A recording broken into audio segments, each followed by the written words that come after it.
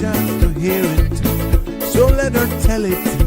People on the streets say Sabrina speaks. Tune into the show, she will let you know. Tell all your friends and family.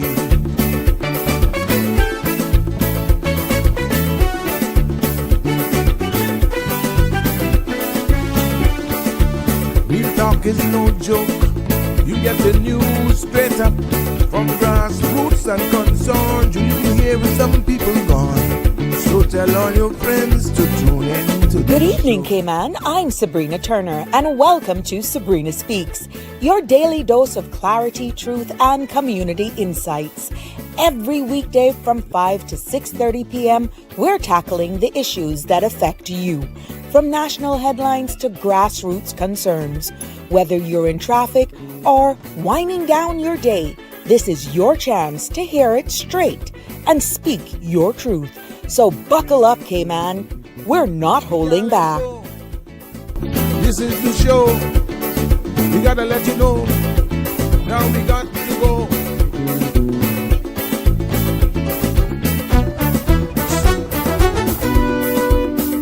And now here's Sabrina.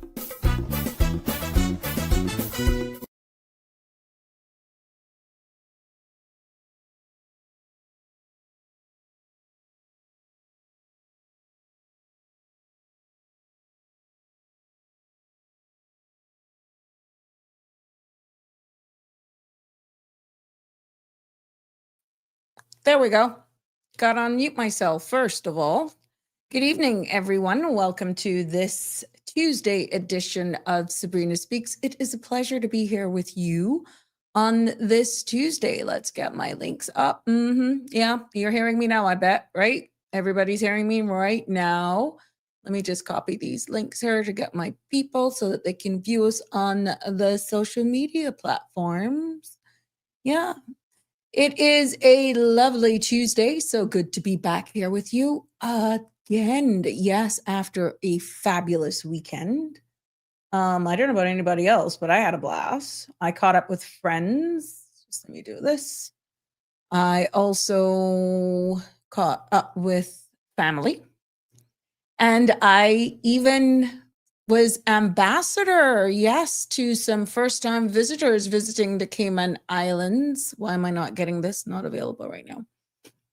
Yeah, there were some visitors visiting our shore, and I was more than happy to be an ambassador for them and for our islands, actually. And it was just amazing engaging with them and how excited they were to be here. And what was interesting is that, and a little disappointing all at the same time, was that where they were staying, they had no clue. Yeah, you heard me. They had no clue that it was Pirates Week. It was the taxi driver, kudos to their taxi driver, was telling them about all of the events that was going on. And they ended up right where I was hanging. And that was at Cabana. Yep, I was at Cabana, and they were there. And what was good, the Saturday night when they came back, they brought all other people from their resort. Yes, they brought other people.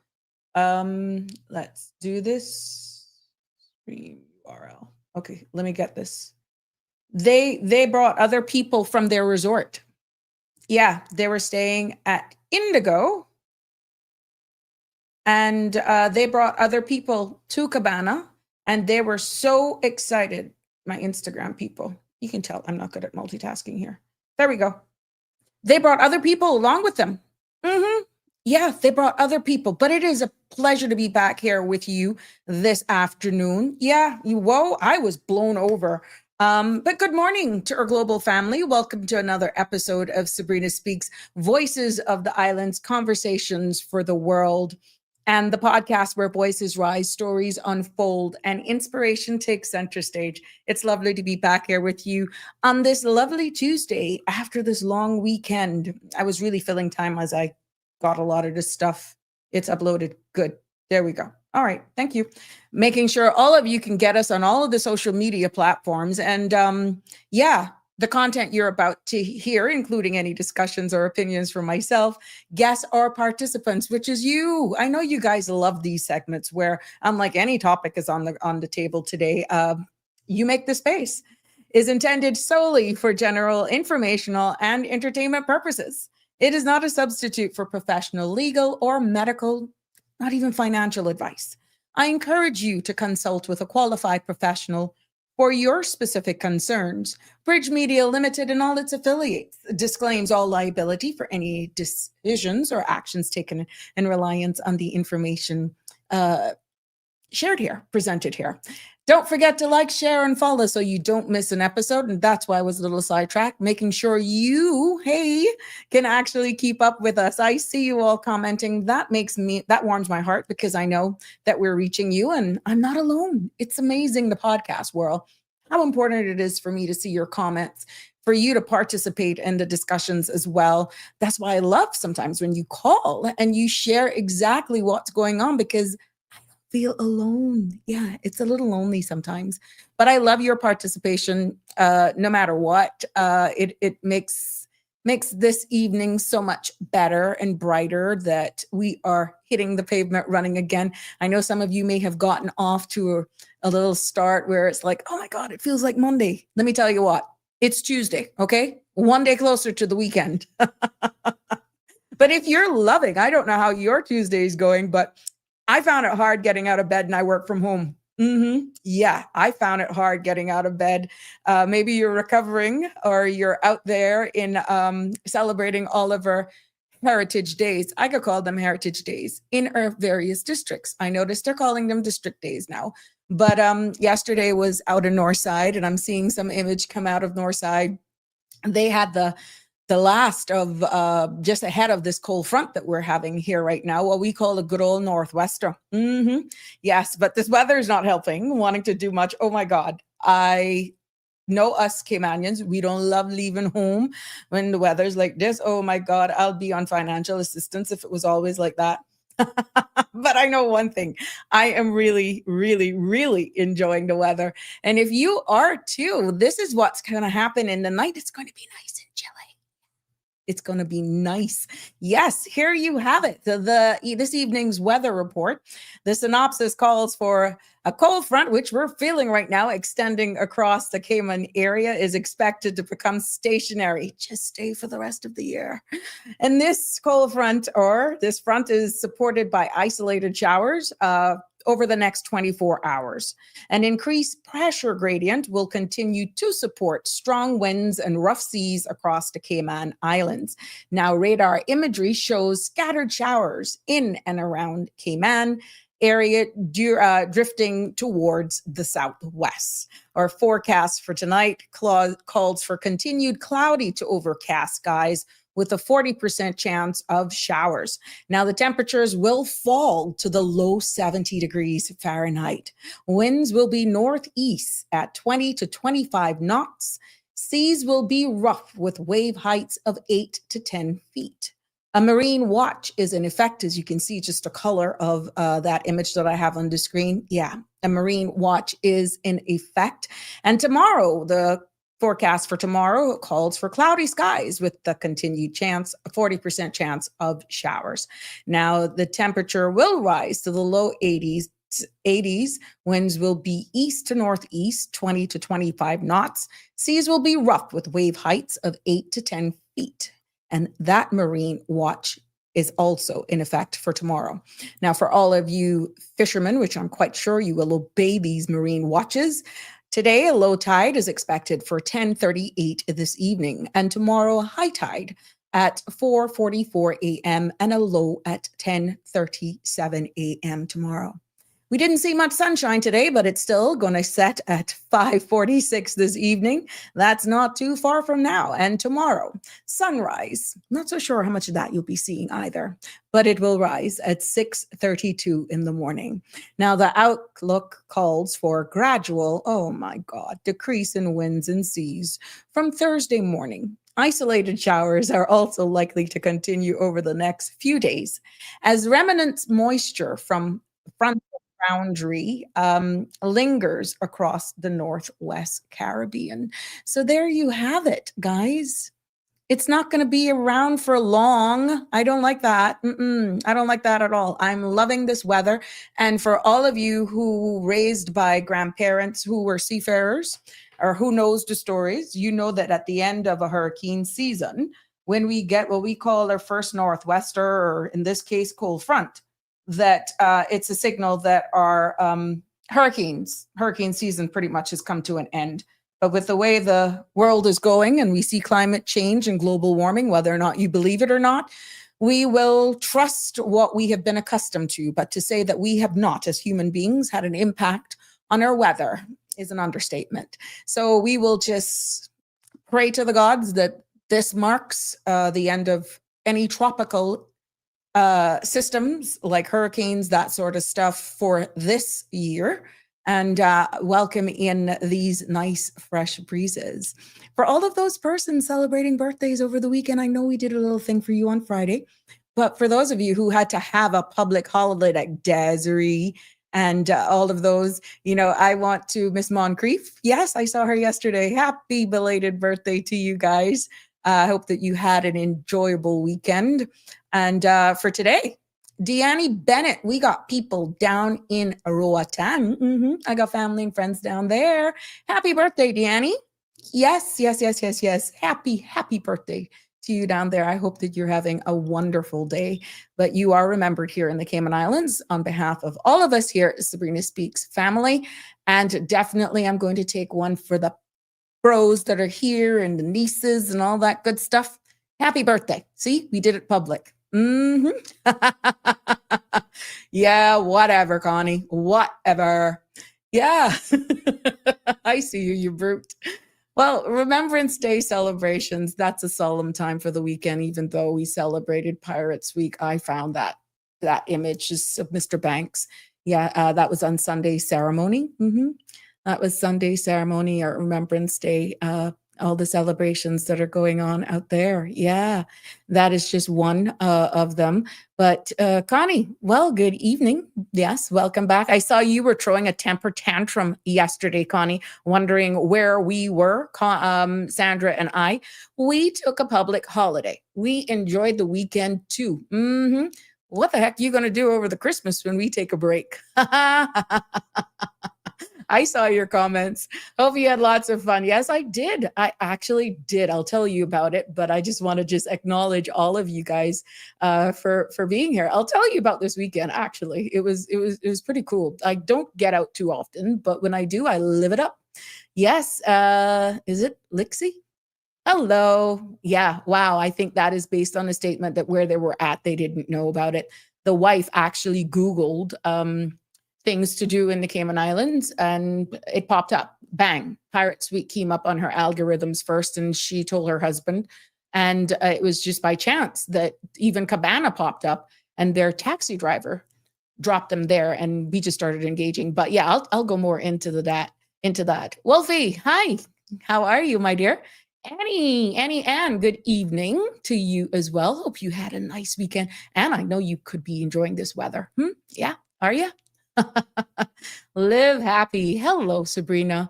You are not in frame. Remove the rectangular template border. Oh, okay. We can't see you. Am I better now? Or is that because behind the scenes there's a new thing that is happening for those vertical and landscape? I think this is something that's happening. So I don't know if that's only on YouTube. Maybe that's on YouTube. So it's some new thing that the StreamYard has been doing, and I think it automatically it shows landscape. So I'm sorry about that, Live Happy, but thank you. Let me try to see what I can do behind the scenes. Yeah, because you're on YouTube. Let's see what I can do here. Hide vertical. It automatically. Oh yeah.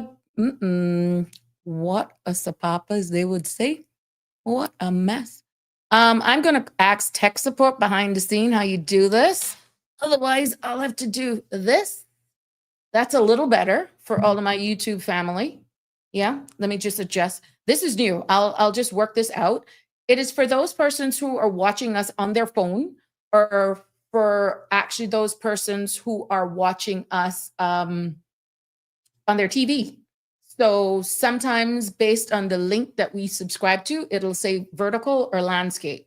So I may look a little weird, only because this is the first time I'm using it. We're trying to get used to it, just to be able that we can accommodate no matter what service or devices you guys are using. Yeah.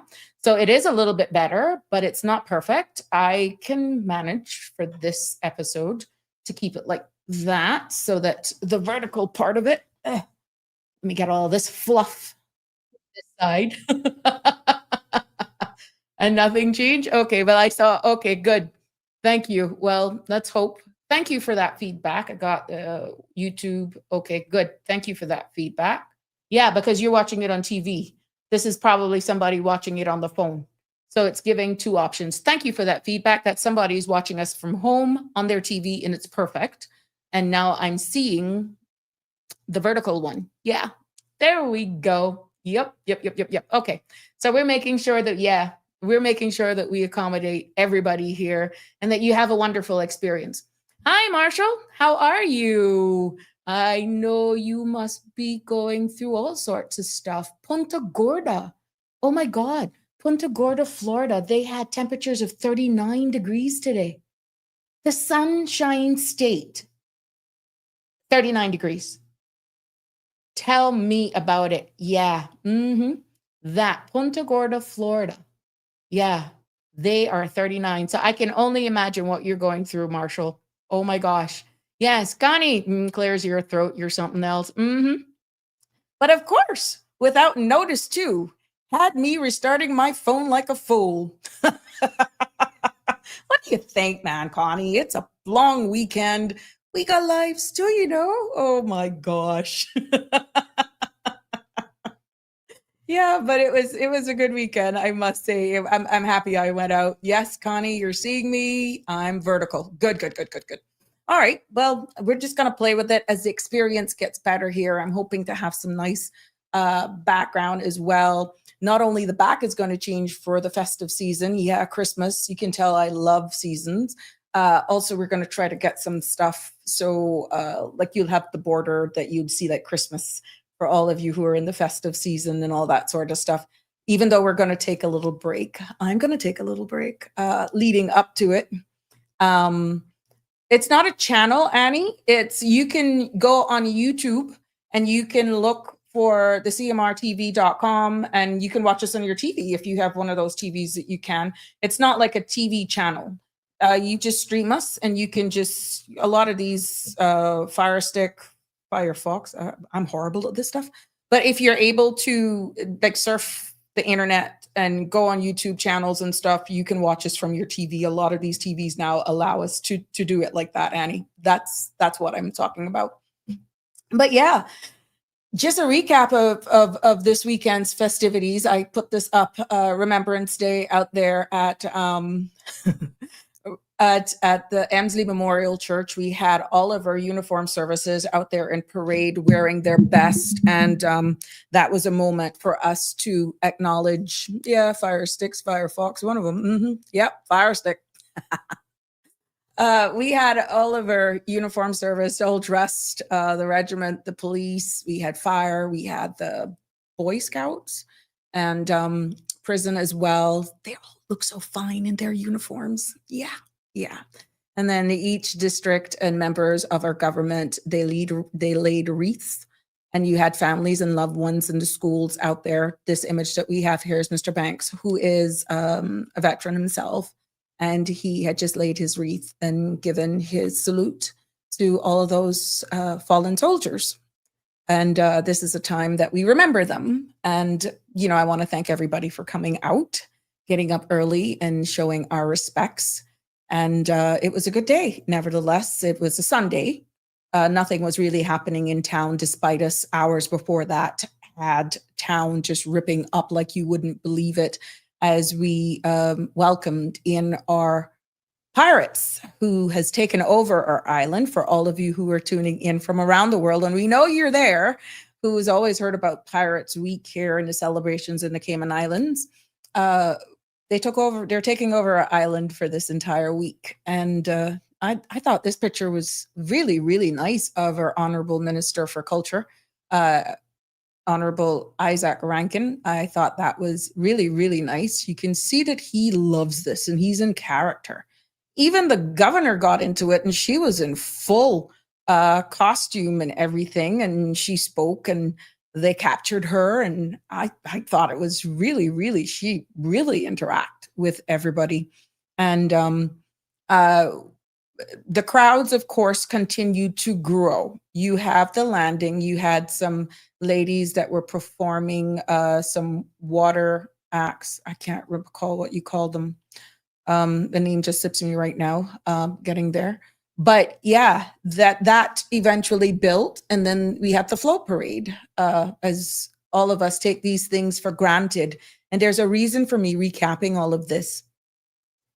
What us as locals take for granted, let me tell you, those persons who just by chance decided to spend their money and made Cayman a destination of choice for whatever reason, they enjoyed it. And the couple that I bumped into at Cabana, they were staying at Indigo, and they didn't see anything about it or hear anything about it. It was the wife looking at things to do while it's here. And it popped up as the festivities were going on here in the Cayman Islands. Their taxi driver brought them to Cabana. And I was there after the show, of course. And we just started engaging. He was having their swanky with their little, it was an adult beverage. And he just went crazy for this drink. So much so that I knew what I was looking at with the drink. But how this gentleman was raving, I said, I wonder if Luigi put on something new for the menu, too, because we were expecting the pirates, the wenches to come through and make an appearance and just engage and all that sort of stuff. So as we waited for them, this gentleman was just going crazy over this drink. So I said, what is it? I don't know. He said some lemonade, something. I said, oh, swanky. And of course, the bartender looked at me and he says, yeah, it's our swanky. I'm like, what I did with it different, not to dismiss the gentleman who's just loving this drink, but it gave me an opportunity to tell him what he was drinking and the history behind it and how it filled in with our culinary delights. That then led into another conversation because he was seeing all that was happening on the waterfront. I think Pan in the City was going on in between Wholesome Bakery and that other all building, which would be right across from Sandbar. And because they were dropped there, they sat down and they just panned out the area. And I was explaining to him what was going on and all that sort of stuff. If you saw how this gentleman and his wife lit up, they were here on their 3rd year wedding anniversary. And it's just by chance that they ended up being here over this weekend and all of these things were happening. And just explaining to him about Pirates Week and our festivities and all that sort of stuff, I felt so proud without actually saying who I was. We just got into that was irrelevant. It just was, I was so proud to sell my island and telling them about where the best place to go. It gave me the opportunity to let him know and see the different menu offerings at Cabana, which, by the way, when my aunt and I, the Saturday night, because he came back, when we went back, he brought friends from Indigo. And it was like 9 or 11 of them. Just he brought them because he had such a wonderful experience at Cabana that it was local. And Luigi just come. I swear at one point, Luigi probably thought he was with me Friday night, but I'm like, no, these are guests. But Luigi, upon entry, he just went fist bump. Hey, how you doing? Welcome. All enjoying the evening, yada, yada, yada. He came, he embraced me, all of the people that were with me. And it took him for a little while. This is the visitor and his wife. And he says, that must be the manager. And I smiled. I played it off because we were selling Cayman and all this sort of stuff. No BS, just real. He went through the menu and we were talking about all these other stuff and how they compared us to other jurisdictions that they had went in the Caribbean. And this was by far, so far, just by sitting there and engaging with me that Cayman is something unique. We're special. It was amazing. He figured it out afterwards that Luigi was actually the owner of it. Again, it floored him. Anyhow, they partook of grilled shrimp and they had some toast, but he was just over and beyond this swanky that was spiked. Anyhow, he left. They went over to Sandbar, and it was then I realized how much Caymanian owned businesses remain along waterfront. And when you look at a true Caymanian experience, Cabana is really the only one outside of national events that is still giving you authentic Caymanian dining. When you walk in there, you see Caymanians, you can look at the menu, you can feel Caymanian, their fried fish, their fritters, and all that sort of stuff. And Luigi, what he brings to the table, and for the record, this is an unsolicited plug for Cabana, and not because I frequent there. It all made sense between Friday night and Saturday night. When he went back to the resort, and got ready now to come out because we told them about the parade and the float parade and all of that sort of stuff. They enjoyed all of the events in town. And before going home to freshen up, guess where they came back? Cabana. But the wife, she picked me up first, despite me having on, did I have on a hat? I think I had on a cap. Anyhow, she picked me out immediately. And of course, he recognized, and they even asked for Eric. And they were just so happy to like, wow, we must be on an island when we go somewhere and we see somebody. And he was saying, he and his wife were talking when they got back to the resort and sharing their experience with their friends who they had only met at the resort, who decided to tag along. And they were like, we were speaking to that lady and it was as though we knew her for years. Ladies and gentlemen, when you're selling your island, when you're engaging with people that you got one shot at it, you put your egos aside. And for that entire engaging, that entire conversation, let me tell you something. I was proud to be Caymanian, to showcase our offerings, to be at a Caymanian-owned establishment that really, when you look at that menu, it reflected who we are. When you look at even how Luigi conducts himself, it reflects who we are. And then for all of the interaction and engagement then that I was able to do with this couple, they were hoping with the lockdowns in the US, their flight already was delayed. And we were telling them where else they had to go for Caribbean cuisine. The man did not want anything American. He was asking us for everything Caymanian. Where else could he really go and get good jerk chicken? Where else could he go and really taste Cayman? Is there something he could bottle it up? Well, it gave me an opportunity for me to tell him exactly how to make swanky as well, even though I know he wouldn't have had civil orange, but I was able to tell him about the lime and the brown sugar. And of course, if he wants the kick that he got, he would choose his favorite dark rum of his choice and add it, but it's a choice. But it was just amazing, that experience for that couple enjoying their 3rd anniversary here. And it was a bit saddened. I was saddened to know that they were at a resort and there was nothing there to say, well, Pirates Week is happening. They were recommended to some of the restaurants along the 7 Mile corridor. And it was their interaction with their taxi that brought them to Cabana. And then their interaction with me that let them know in detail what was happening in town. That then allowed them to be repeat customers at Cabana. They took in the fireworks. They had dinner again. Eric even shared with them a gift certificate for, because they were asking for Italian food. And we shared a gift certificate that we had, or that he had, for Casanova, but we kept pushing, I'm going to call them out, peppers as well as another experience for jerk, like what he was asking for. But I encouraged them to go into town, to look at our artisans, look at the all of the display, the artifacts, and all of that sort of stuff. But we took in the fireworks. They had another meal again, and it was.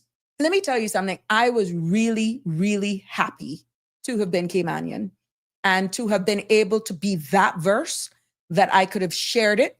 And they have faded in the sunset. I know for sure in this chapter to come back because I don't know their name, but I remember the experience.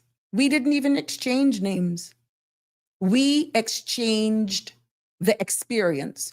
It didn't matter at that point who I was, what I did, I was Caymanian. My name didn't matter. He just knew that I was from here. He was introduced to everybody in my party. And then the next night, when he came back, he asked for my husband. Yeah. But it was me saying Eric, like I had known him. And I just automatically did it. And it was just cool. So kudos to the staff and the management and staff of Cabana. Continue to do what you're doing. And we have a nugget here in Cayman that is something that we actually take for granted. And to be honest with you, when you grow up with something, you take it for granted. And I think many of us take these national events for granted because it has grown on us. But what we have to share, the product that we have to offer, the location, the diversity in our culinary expertise, the safety, the cleanliness, the no begging, is just amazing. We are a blessed jurisdiction, and we cannot downplay that at all. We can't. We shouldn't. They had went to Starfish Point, but they did say that they prefer the water on this side of the island, West Bay. And I kind of explained why, but they enjoyed it. And again, they were blessed to have engaged with everyone throughout their times so far, that they have only great things to say about Cayman. And I'm really happy for that experience, to be honest with you. And I had to share that with you because as we continue to embrace whether or not you want to call them district days, what I did between Friday night and Saturday night with those people, that to me was heritage. That's who we are, even though, yes, it's in various districts. When I was telling them that, I actually said, you will see our culture, you will taste the dishes in our various districts. And like I told them, the national dish was turtle stew and different things. Of course, he gave me that kind of look. But it was something to still not shun away from. It's one's preference. And I made it a little funny by saying, you will know whether it's north side, like where you went, because I told them that their district days was Monday, and but they were supposed to fly back out on Monday. So I was telling him, you'd know whether or not they cook the best crab, who cooks the best lobster or turtle. And the smiles on their face was just amazing. I could tell you how engaging he was. The fireworks were going off and we didn't move. The man was just hungry for more about the Cayman culture and the cuisine. And then the wife joined in, and then all of their friends joined in. So that was pretty cool. My aunt was there as well. I introduced her to them, and she's also in retail on the waterfront. And it's amazing how she just lightened up when I said, I see, these people are hungry to meet us. We limit ourselves so much times when we go out and we just stick to ourselves. And all it takes is just saying hi. For me, I didn't even say hi. I'm like, what are you drinking? You would swear to man with me. I would just fast, to be honest. But that's all it took.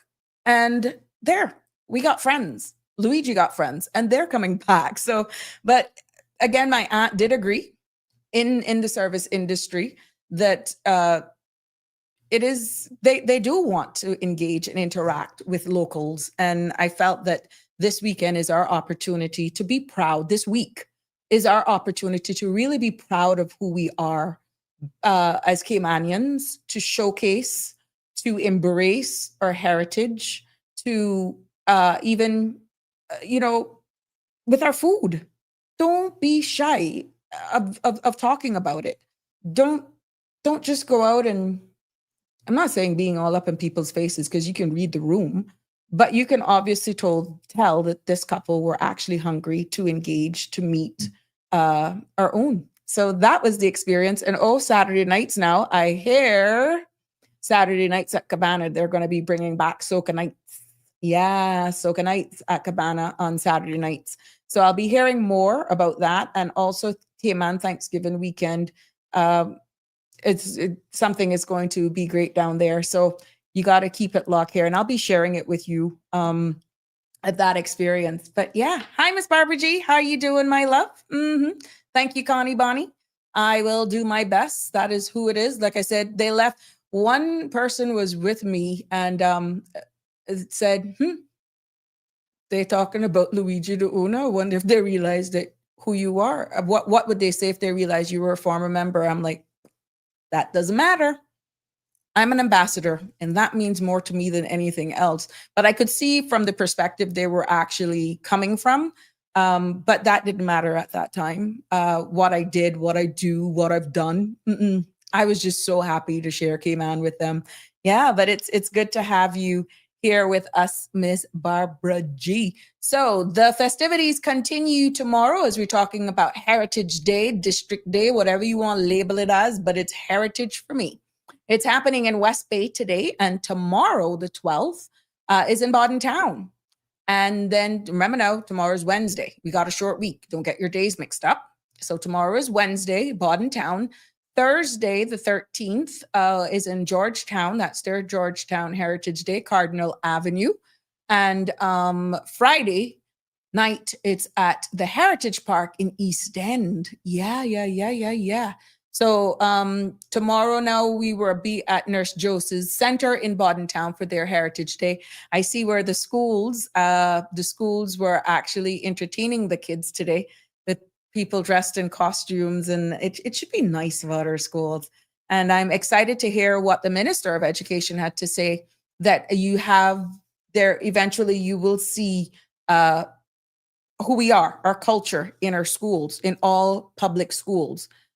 I will do the same request, please, of our Minister for Tourism, that it doesn't only have to be Pirates Week, culture festivities. I am going to implore the Minister of Tourism to try and do something with our hotel operators, condo operators, that even if it's from the Ministry of Tourism or the Tourism Attraction Board, whoever it is, Ministry of Tourism, make sure that a part of some of these things, that even if they have them there, but it's subtle at these resorts, that the people know what's happening local, especially for key national events, because it will amaze you how persons visiting our shores want to know these things. And it only takes a second to be able to do that. So yeah, but I'm happy to hear the Minister of Education saying that, you know, they're going to make sure in education that they're going to have moments where they actually showcase our culture, and you will see Cayman pride in our schools. So however that's going to unfold, we will wait for them to actually declare that, because you will realize today that the House was in session and they were supposed to debate the appropriation bill that was tabled. And that was the opportunity for, well, we expected, these cabinet ministers were expected to pretty much hopefully outline what they were going to do now, to explain that didn't happen. So when the Minister of Finance and Education got up to pretty much close the debate, only leader of the opposition, and Miss Georgetown West, was it, or East, Mr. Roy, and I think Perlina got up to speak. And then the only one from government besides the minister who tabled the bill, which was Honorable Ralston Ebanks spoke, was Nicholas. And I thought that was an excellent time for all ministers to showcase what they were doing. And isn't that what an appropriation bill is all about? Good evening, caller. You're live on Sabrina Speaks. What's on your mind? Good evening. Hi. Rallying back onto Pirate Week. Yeah. I don't know if everyone remembers this, but back in the day, there was always an officially released Pirate Week t-shirt design. Yes. The year prior. Yes. Mm-hmm. And aging myself now, I used to work at the original Holiday Inn where the Ritz-Carlton is now. Mm-hmm. And as a front desk clerk at those times, during Pirates Week, and like 2 or 3 days before Pirates Week itself started, this Saturday, because that time it started on a Saturday, never started on a Friday evening, right? Right.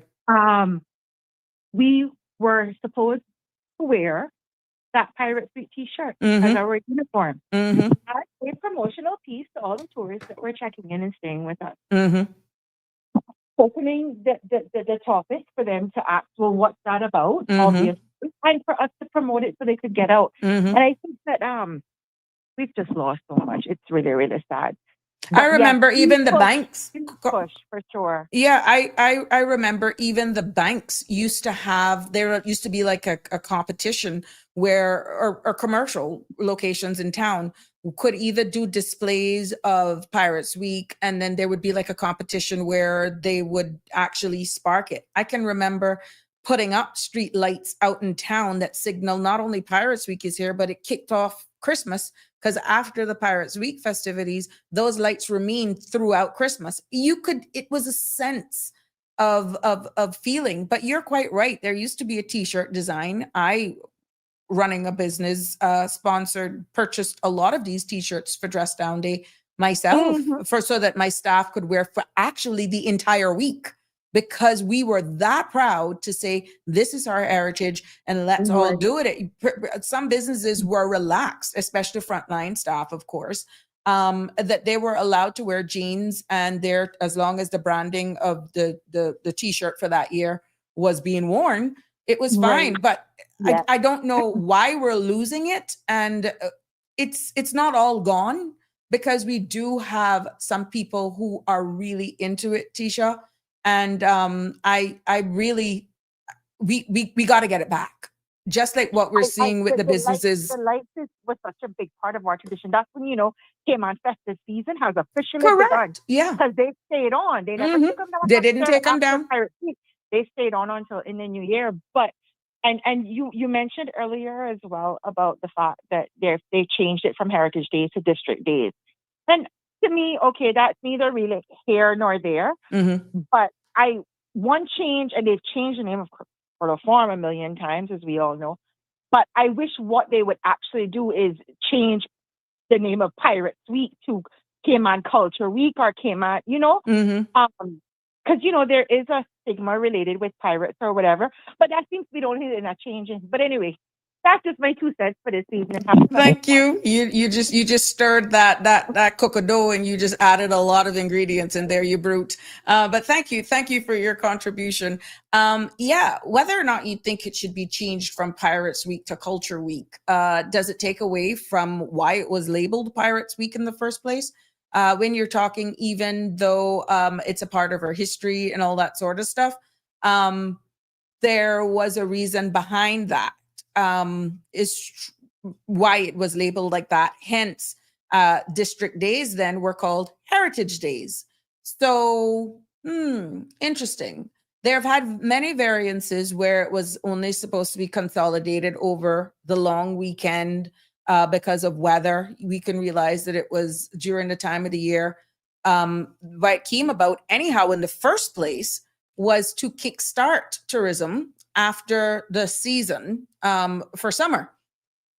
And that brought droves of people to our island. But we also had a lot more corporate persons as well. I saw back in the day, either sponsoring or being a part of it.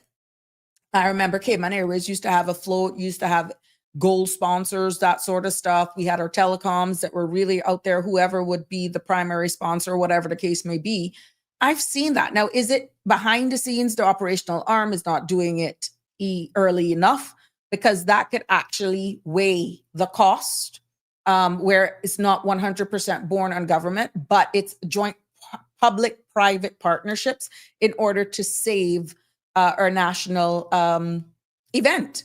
But for something like this, and let me tell you, you don't appreciate how important national events of this nature are unless you're in the hospitality industry or operating a business on the waterfront. Let me just make it clear. No one has spoken to me. I'm just very observant, okay? And when you look at the drought that all restaurants, hospitality industry face during the summer, because we all go away and that sort of stuff, those who can afford it, some go away for the entire summer, but there are many who stay here and they participate in staycations. They actually sometimes will meet with family and friends and they go out, but the meager business that is made by those businesses on the waterfront, it's only a wing and a prayer. And that is what sparked Pirates Week to actually kickstart it back. But I can recall in an earlier episode where I was saying, we shouldn't just wait for the season to kickstart it again. In my humble opinion, despite us being threatened by hurricanes and all that sort of stuff during June to the end of November, if we want to keep our history and our heritage alive, why not put on something for those who don't travel? Kids are out of school. You'd probably find more persons participating in these events if we actually try to get people here when we say it's slow season. That's when you can target your stay over tourism or create an environment where people would want to come. Now, we understand we're dealing with weather, okay? We understand that.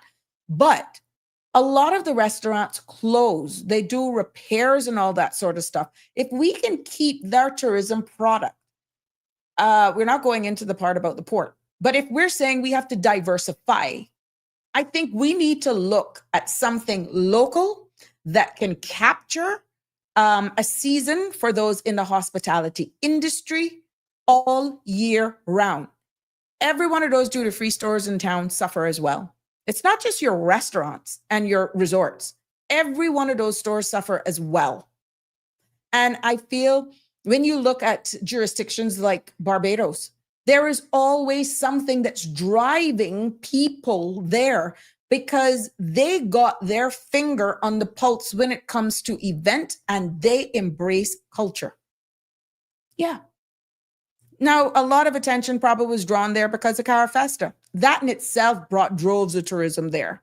But when you look at Barbados, and I know I got friends over there and we got people who are streaming even from Bermuda and all that sort of stuff that follows this podcast. When you look at other jurisdictions, yes, it's slow season, but let me tell you something. They become innovative, they become creative, and they embrace their culture. I think we have a lot of work to do, but it's not all lost. But it takes all of us to think, come around the table and think about, invite even some of these local businesses that have their businesses on the waterfront. What ideas that they could put forward to the table to keep it going, and just have it, be it, I don't know, for the 3 months, 4 months, but I think just leading up, and then that could build the momentum then to Pirates Week, Culture Week, caller, you can beat me up all you want. But yeah, that could be a buildup. I can remember as well, driving along the road and seeing all of the flags with Pirates Week on the light poles. I know you have to get permission from CUC, but again, private-public partnership because of safety concerns, right? I didn't see any of that. I didn't see any of that. And this is by no means criticizing. This is just observation, hoping that it will spark an idea, capitalize on all of the businesses in town. You have an authentic location like Cabana. And I pretty much saw him lobbying for himself. Yeah. All the festivities are happening along town. And each year you look at where you're going to do the launch or the kickoff party and that sort of stuff. But you got one that you don't have to question Caribbean on the waterfront when it comes to food and ambiance. Their farm to table on Thursday nights is just amazing. And even that I was able to share with the guests. And it's just amazing.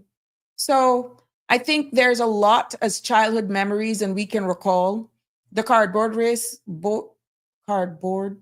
boat race, I think, was canceled. I stand to be corrected for whatever reason. But it's like a lot of people didn't even realize that Pirates Week was this weekend. I know we're seeing a lot of stuff on social media and all that sort of stuff. I tried to get it out, but even communication with some of the businesses on the waterfront, they got it like 72 hours before launch time. Yeah. So this is not by any means criticizing. I think we all have a part to play here as Caymanians, but we have an excellent product. I think there are lots of ideas that we can do to not have a dead season or a slow season, cognizant that it is the rainy season for us as well. But think about those who don't travel or those who can't afford to go away for the entire summer. And that may be the time where you actually engage with more of your locals. I think it's going to take a joint partnership with government, hoteliers, restaurants, and artisans as well. We have a beautiful space in the center of town. We said we want to get life back in town and just have an opportunity where we do something big, be it Fridays or Saturday evenings that is family friendly, and just work on sponsorships that can do it.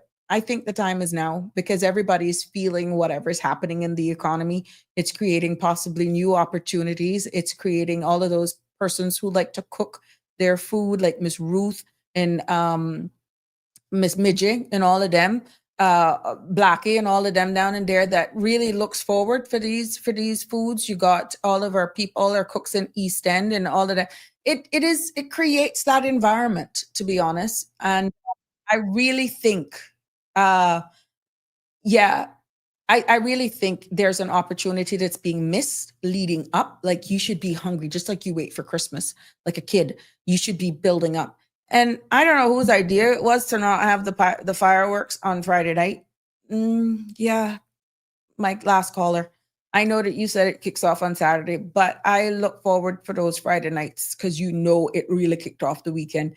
There was none. There was some fireworks in town, but I didn't get that was put on nationally. I know there's a cost implication for everything, but don't dilute our product. Don't dilute who we are. That's a huge national event. And I feel that if we want to do that, since we realize that no boats are coming, this is something that we could have taken advantage of. Yes. Let's look at some comments. Connie, I used to enjoy Pirates Week. I used to visit all the district's events for the food.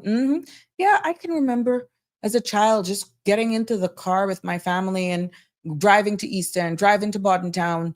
Many times you'd be all excited to get there, and the lines would be long to get into the Heritage Park to go, and you see the kids are jumping around. People are just enjoying all of the food and the music. And then I remember East End used to have bonfire. Yeah, East End was known for their bonfire. And that just elevated it to a different level. And then you would have local and international artists as well. So yeah. Pirates Well is watered down, not fun anymore. It doesn't have to die. I swear it doesn't have to die. When we see those people, like I was speaking about the interaction, we're going to be losing something huge, but it takes political will and it takes public participation as well. I would be most grateful if they could begin to fade out the pirates aspect and focus on our culture. Pirates are not something to boast about. Live happy, you have a point there, but we're hearing all the time as well that we are also fading out our culture, or we're diluting it, or it's being removed completely. I'll leave it up to the policy advisors to see exactly what part pirates actually plays in it. But if it depicts the event respectfully, I understand exactly what you say. And let's deal with that from a national perspective. But maybe it has to do big with the historical context of it, Live Happy, how it was born about in the first place. I can remember as kids, we used to wait at the road and used to wait for all the beads to be thrown out and the coins, the commemorative coins. And we could try to collect. You had the silver and you had the gold coins. And it was just amazing just seeing them throwing them from these floats. And that was something that you collect these items for. But yeah, it is a national debate. It should be something that we should discuss. But I love the celebration, whether you label it Pirates Week, whether you label it culture. It's one and same for me, to be honest. That's just my take on that. It should be called Cayman Islands National Festival. Simple as that. That's a good suggestion. But where does it weigh in nationally? And these are the discussions I feel that the Minister of Culture and stuff weigh in the earlier parts of their administration. And it's something that you could put out to the public, spark public discussion, just like what we're doing here. Whether or not you feel it should be removed from Pirates Week because of what pirate signifies, or you called it Culture Week. I think at the end of the day, if you're trying to get tourists, what would be most appealing? What would be most appealing to get persons interested here? And I think whether or not you call it Pirates Week or Cayman Islands National Festival, the marketing will be the key. Live Happy. The marketing, what you showcase, how you market it, how early in advance you start marketing it will be the key. Now, whether you have a captured scene or not, that removes that whole thing. We can still do the themed float parades. And remember when we used to do the night parades? The same float parades that showed up on the landing on the day. They at the end, so it's like Saturday night coming now at the end or the close off of Pirates Week, then those floats would be transformed into a lit. They would be full of lights, and that would go through the town. And I think they may have only had that 2 years, but that drew a different level of crowd as well. So maybe that's something that they could actually consider as well. Some of these district heritage day committees, though, were really struggling with continuity of volunteerism, craftsmanship, and just persons being able to assist. Now, whether or not it is something where these district committees should be actively doing stuff ahead of time, like having, there we go. There's an idea just popped in my head there. These district committees, Cultural Day, Heritage Day committees, they could be putting on district events and collecting monies to lead up to the whatever event we're going to call it. They could have different events, be it different concerts. You use your local artists. You have different events, be it walkathon, bikeathon. All proceeds for this go towards our Heritage Day festivities. Maybe you could have a teen jam. Maybe you can have a oldies but goodies. It's just the ideas are endless of what you can do instead of just sitting and waiting for the government grant, usually released days, if not weeks before the actual event. And then you're rushing to put together a float with a theme. You could be building this up: cake sales, food sales, fish fries, and that sort of stuff. These committees can do all of these things that in itself can bring traffic to their districts leading up to the big national event. So whether you want to call it Live Happy Cayman Islands National Festival, you could be very creative in having these events during the year as a matter of you being able to collect funds that could go towards the big event. And that in itself, participation at the schools, the nonprofit organizations, you could do like different wellness, fitness sessions. I don't know. But you get what I'm saying, right? You could have a sound clash with all of our DJs and stuff, and you get sponsors to sponsor the gifts for these DJs and rising stars. You can have a competition. You could have like a district heritage queen competition, and you get sponsored. Yeah, I'm going crazy, but yeah, you get it. See, it's not hard. It's really not hard. You just need everybody to participate. I didn't expect this today's episode to just be on Pirates Week, but you realize what a golden opportunity we're missing. We're really missing out on a golden opportunity. You can celebrate this pretty much all year round if you got the buy-in from the people. So if it fails, every Caymanian is responsible. I ain't gonna blame no government. I ain't gonna blame no politician. Every one of us will have to take responsibility if it fails. Every single one of us will have to take responsibility. Annie, I always looked forward to East End's Heritage Day. They had the best food. That's in your opinion. I'm a toss-up between Georgetown and West Bay. I'm being a bit biased because I'm from Georgetown. Oh yeah, I'm being a little biased. Annie. But we will see. There we go again. I love this feedback. You say East End has the best food. I say it's a toss-up between Georgetown and West Bay. Yeah, who could come for me for that one? Now, all the Northsiders got a thing for the crab. They say Northside got a best crab. I don't eat them, so I'm not going to even go there. But for me, it's Town and West Bay.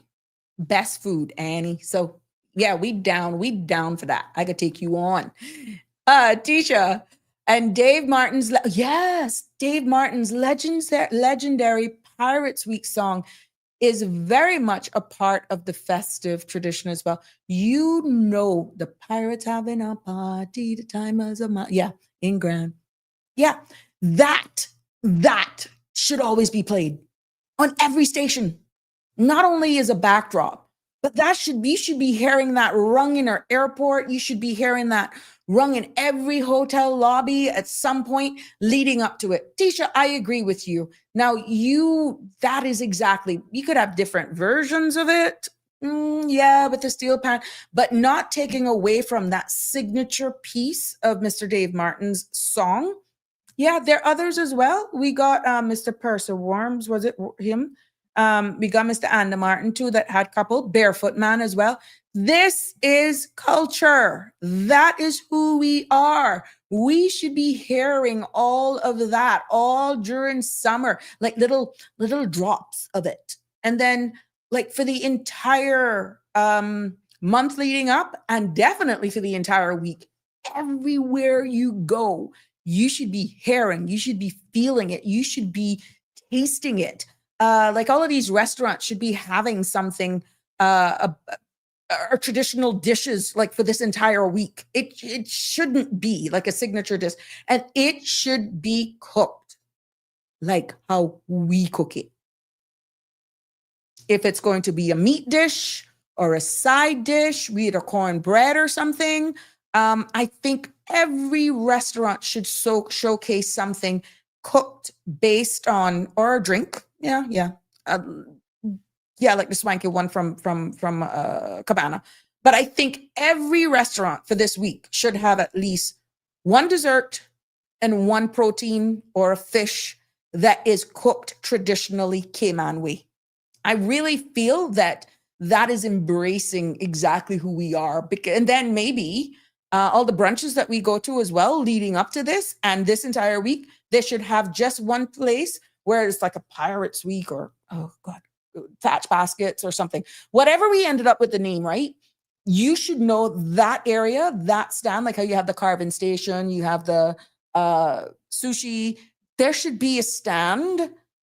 Come to think of it, there should be a stand all the time for that. But definitely for this Heritage Week, you can see my emotion, my creativity goes crazy. Miss Rose, hi, my friend. Enjoying the weather. Me too, girl. I would be setting up a jerk stand if the weather were like this all the time. Oh my gosh. Yeah. It's good to see you, Ms. Rose. East End and Georgetown, Connie says, yep. I say West Bay, Georgetown. So me and you have friends. We have friends. Oh, yes. Dave Martin and Steven says, Tartarian. Oh, hello. How are you, my dear? The festival needs 2 years of planning, not 3 months. Tartarian, that's the feedback that I'm getting. That's what I'm hearing. That even businesses, days, literally hours from kickoff was when they were aware. And this is multiple businesses of really what was going on. Yes, we have the schedule of events. We showcased them here. I shared it with you. They were on Sandra's show, but I agree with you. And like I said, the districts now can do something. You have a formulated NPO or you do something like that. Government can assist them with getting those committees. And you have an NPO where it actually outlines so that this NPO, for all of the monies to go back into the district events, will collect the monies and you have it run properly. Yeah, you have it run properly so that leading up to the event, you can actually have some monies in the kitties to help offset some of the overheads. And then when government gives these groups then additional money, then that's only sprinkles. That's like the toppings. I really feel it'll help. Everyone helps themselves. Barbara G, I designed and made a Pirates Week costume for East End. Guess what? We won that year? Oh, really? Oh, wow. Congratulations.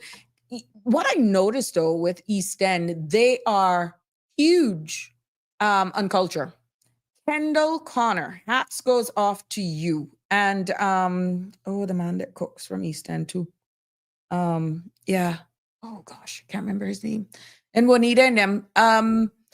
They are very, very competitive. East End. I remember seeing a child that they had all caboose. And these were old days of float parades going through town. And they had the dry grupo hanging on a line. And you had the woman with the washboard and all that sort of stuff. And I could swear that year it was a structure that represented an outside toilet. And then you had another structure on the same float. And with the kitchen, it was quite unique. But you could actually, they had people walking along their East End float with a little cake plate. And you were actually had like a little piece of fish. And you had a little piece of fritter as well. And you were able, piece of cassava cake too. I remember that year. Maybe that's why I remember it. I was a wee little one still in school. And I remember that. And that is what we're used to. And that year, I think there was only like 1 or 2 points between them and West Bay. The competition has always been between West Bay and East End. I see where Boddentown and Northside now that I'm an adult and they're getting into it. But I feel that for years, the one to beat is that Bruder Kendall Connor and his crew. Kudos to them. They take it to a different level. I mean, the craftsmanship, their floats are like, they're out of this world. And when you see them and West Bay in heritage, Mr. Alvin, thank you, Mr. Alvin. Oh, yeah. They take it. Mr. Alvin used to be in charge of their Pirates Week committee for years. And let me tell you something, you couldn't touch Heritage Day in East End. You couldn't touch them. Needless to say, you could barely win them. And they were just that good at putting together. And that should not be lost. It's all about succession planning. And kudos to Kendall Connor for taking it up. It looked like there was a transition between him and Mr. Alvin. And Kendall has stepped up to the plate. There are other young men and women who are also there in East End. Like we should be identifying these in all over our islands, all over our district. Like I think Dua Kelly too is very big, and Ms. Zita May in West Bay. all of they're huge in their districts. They love heritage, and I think they have a lot to bring to the table. Tartarian, I heard the young man that used to put on the Festival Queen contest was homeless and now lives in the UK. So sad. Oh, really? Oh, that's the one that's over there. Yeah, I think he was on social media. That's why things are falling apart. And plus, many Caymanians has passed. Yeah, so Tartarian, this is what I'm saying about succession planning, and kudos to Kendall Connor and Dewey Kelly and the Kelly family and Miss Zita May and all of them for just trying to keep this alive. Yeah, it's pretty sad, but I think it's not all is lost, to be honest. Jasaria, yes, we had the old caboose at West Bay Scholars Park. That was the best spot ever. Remember, we had the stage. Yes, you did. You did have the stage and all. So the feelings that conversations like this evoke when we actually reminisce tells me it's not alive, that it's not dead, sorry, it's very much alive, and that not all is lost and we can rebuild it. We can. Will it take some agitation? Will it take buy-in from our powers that be, or leaders? Will it take funding? Yes, it will. But we all have our part to play with it. I could even remember bike-a-thons as well. They used to do, if I'm not mistaken, bike-a-thons. But these are all ideas that you can do leading up to it, to put funds into the kitty leading up to the event. But yeah, those were the best days. But Mr. Alvin, big up to Mr. Alvin. How is he? How's he doing? And Midgie, she's still from town. Miss Ruth and all of them, I didn't get out there. Oh Lord, yeah. But don't worry, I'll be out there. I'll be out the Thursday. I'll be right there getting my plate. Yeah. So, guys, it's all of us. We got to keep this alive. And you can tell that the conversation now may not interest you. It may not be anything, but you will actually remember this podcast when you sit down and you reminisce of what we used to have. If you see it continue to deteriorate because maybe we can't decide on a name, what it will do to our product, what it will say about our culture. It says more about us as the people than anything else. And I don't think we can sit down and just let it die. No, we can't. We can't do that. There's no sense of this primary school children being all excited to go dressed in school in their traditional wear with their thatch baskets and their hats this week, let's say. And then we're missing it in the junior high and high and our college. It should be reflective in all schools, be it government or and private. I feel it should be a reflection straight across the school. It is our national, it's who we are. That shouldn't be just, I know the minister can't mandate what private schools do, but I feel for something as important of this event, national culture, that sort of stuff, remove the pirate part and if I don't want for this conversation, but it is what it is. When it talks about our culture, I feel that should be strictly across our schools and all levels, and it should transition into college. That's my humble opinion on that. So yeah, there we go. I don't know how much of you actually tuned in today to the Parliament. It was pretty short, expecting a lot more to may have debated on the appropriations bill that was tabled and whether or not what this means. People, I saw where the opposition was a bit upset that they came pretty much, I guess, expecting to hear ministers speak. Or, well, in this case, it would be debate. So what it does is that it gives our ministers the opportunity then, like the Honorable Minister Nicholas DaCosta got up and spoke about all the things that falls under his ministry and what, it means. And I think not only the public, but I feel whether or not the opposition was waiting to hear exactly what was in there to possibly debate them. That's what it's all about. So you could hear them, whether or not you for the opposition or not. I think the country was actually expecting to hear exactly what was in this appropriations, at least something from each minister.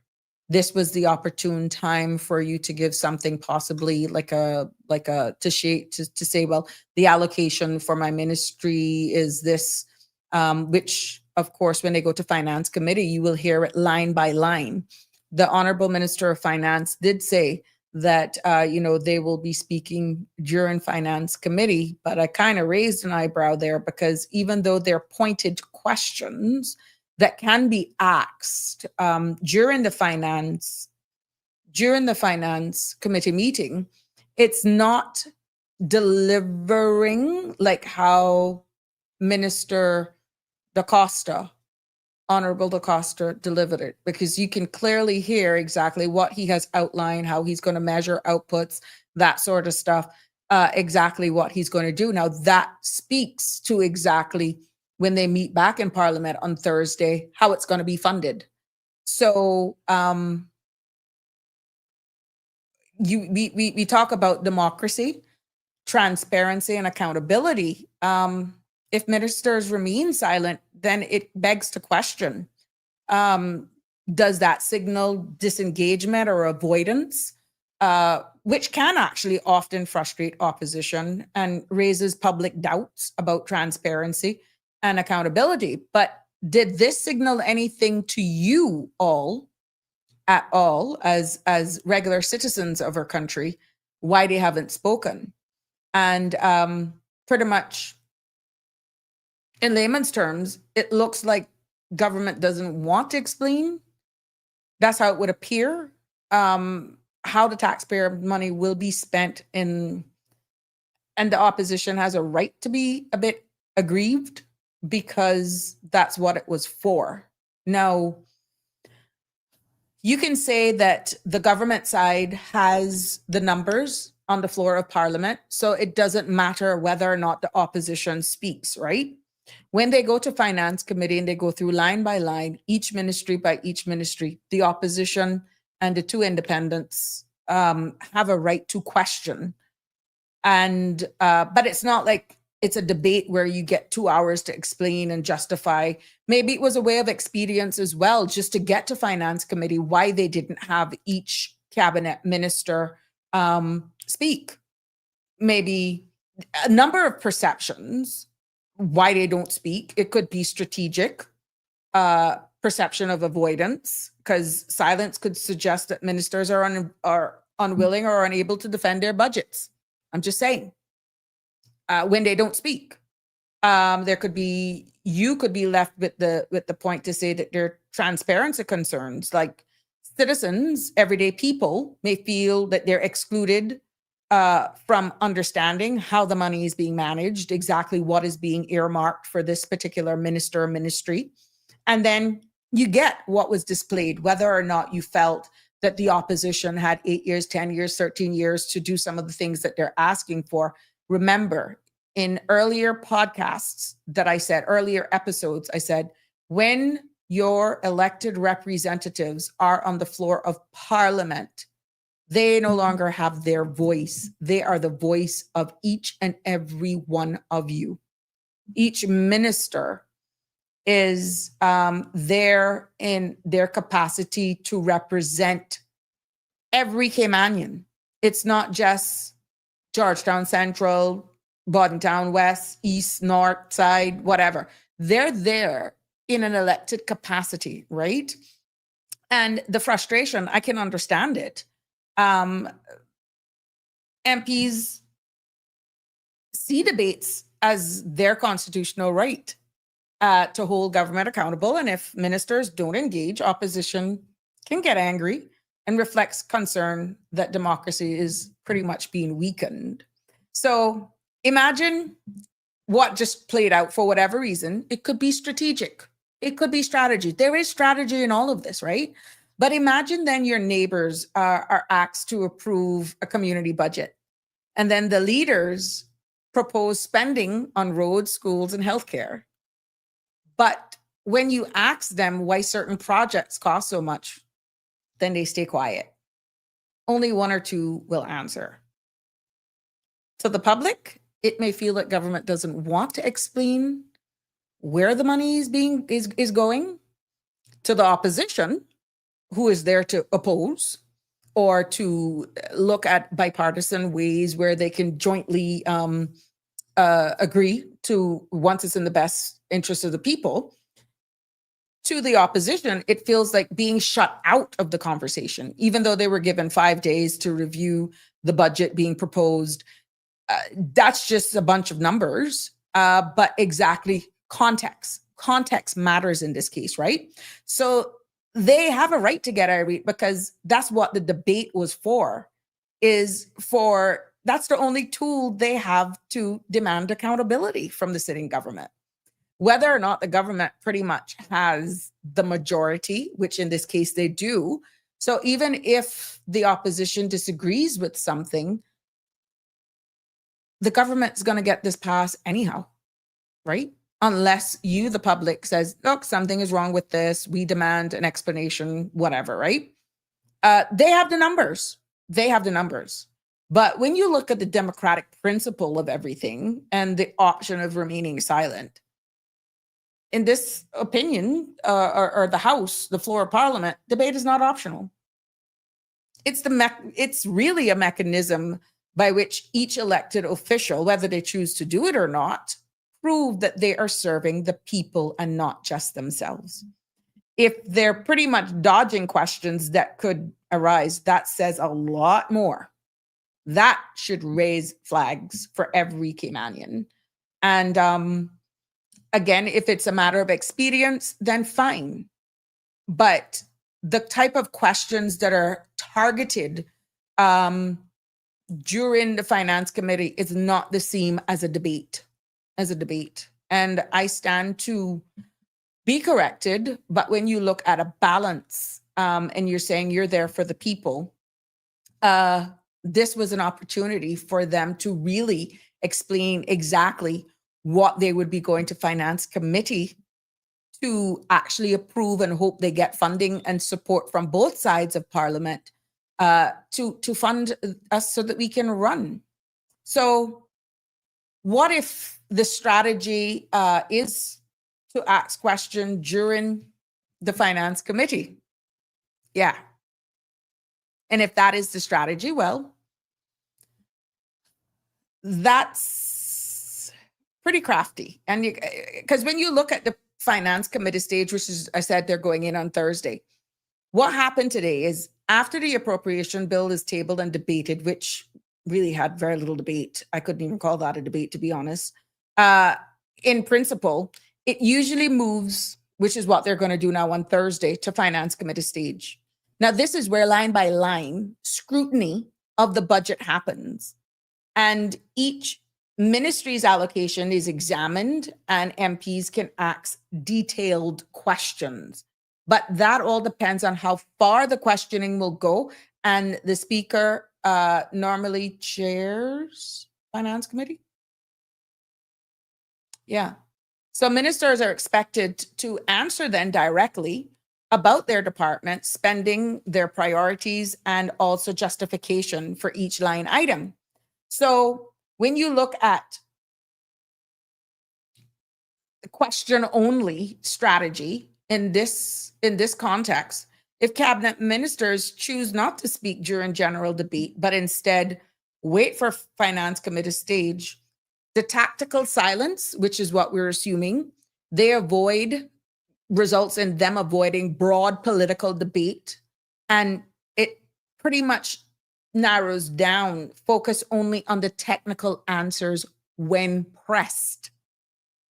Okay. And that all depends on how much leeway the chairman of Finance Committee will give for further questions and supplementary questions and yada, yada, yada, for you to be educated as to why these questions are being asked. Now, it could also be a way of, we're talking about silence, control of narrative. And pretty much by not volunteering speeches, which in my humble opinion is not volunteering speeches. It's letting the people know, as a minister, this is what is going to come out of my ministry once we get this budget approved. You already got the numbers. They already got the numbers of votes on the government side, okay? So that was an opportunity to, even though it may have drawn it out, concise, but give a quick overview of what's to come, right? But the control of narrative now in this perspective, not volunteering the speeches, the ministers pretty much can limit opportunities for opposition to challenge them on policy grounds. It's smart, you know. A reactive posture as well. Ministers only need to respond when asked. If the question's not asked, then there's nothing to respond to. And if they read out these speeches or what they're planning to do, rather than proactively explain their budgets. And you're not breaking it down line by line. It's just a quick overview, like what the Honorable Nicholas DaCosta did.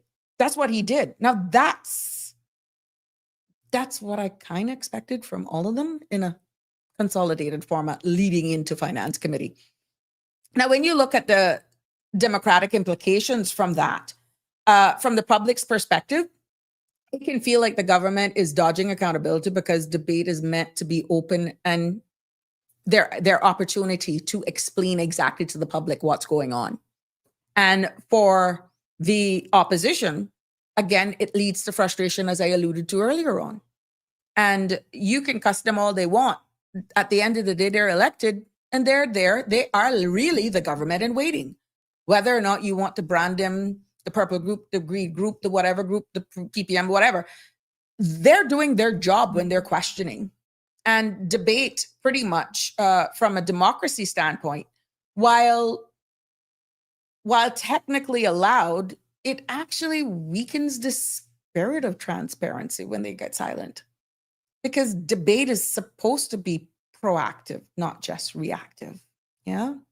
So think of it like town hall meetings, pretty much, where the leaders present a budget but don't explain it. They sit quietly until citizens ask questions. And in this case, because they're on the floor of Parliament, unless you call up your MP tonight, how are you going to ask questions? Then they give short answers. That's what's going to happen, right? To the public, it looks like leaders don't want to talk unless forced. That's the perception. You can't say that about Nicholas because he actually spoke. To the opposition now, it feels again like pulling teeth. They may have gotten the numbers, but they don't have the context. It's like what Danny was saying about the immigration reform, that you got the law, but you don't have the regulations. Yeah, pretty much. So they have no drag answers out, and they don't have to drag answers out instead of hearing it clean and straight. So what is your take? Is silence a strategy or it's a weakness? Does waiting for finance pretty much committee respects procedure, or does it undermine democracy? Here's some of the questions you should be asking about that stunt. And I'm saying that in the most respectful and polite way, to be honest. And how does this pretty much affect public trust in government spending? And what's your take? Should ministers be required to speak during debates, not just answer questions at a committee stage? Yeah, it would be interesting. How I sum it up, really, and in short, if they only engage, and that is, if ministers only engage at the finance committee stage, they're technically following procedure, but politically, they're avoiding accountability. Straight up. Opposition anger is their way of saying, don't just answer when concerned, explain yourselves up front. Because then that could make the whole committee questioning and long in between questions and what you would say, like little blurbs before you get to the question. That could avoid all of that. That's what a debate is for. Yeah. So, let's see, Miss Barbara G. In my opinion, finance should be discussed between the two parties until they have worked out the best solutions. This government is at least speaking to the people, either in person or on CMR, where they can reach the majority. Thank you so much. Why were they debating on past failures? This government has only been in for a month and they are also making progress. Yeah, thank you for that. But what we're saying, Miss Barbara, is that they're telling you what's coming. They're justifying in debating. I think the word debate probably is why they're probably leaving the questions, or maybe they're going to do it after a statement when, remember, now the House is going to close for the Christmas holidays as well, and each person will actually have an opportunity to address their constituents, address and speak on the floor of Parliament. Let's say the debate is passed, and that may be their opportunity to say, thank you for going through, putting up with me for my silence, because we had to present this budget of 1.2 billion. And this is what me as the minister is going to be doing, and this is how it will benefit the people. And from the local level, meaning the constituency level, you're going to be seeing and hearing from me more now because we've gotten this out of the way, and I thank you for understanding. And then that's what they're going to do. Maybe that's what it is.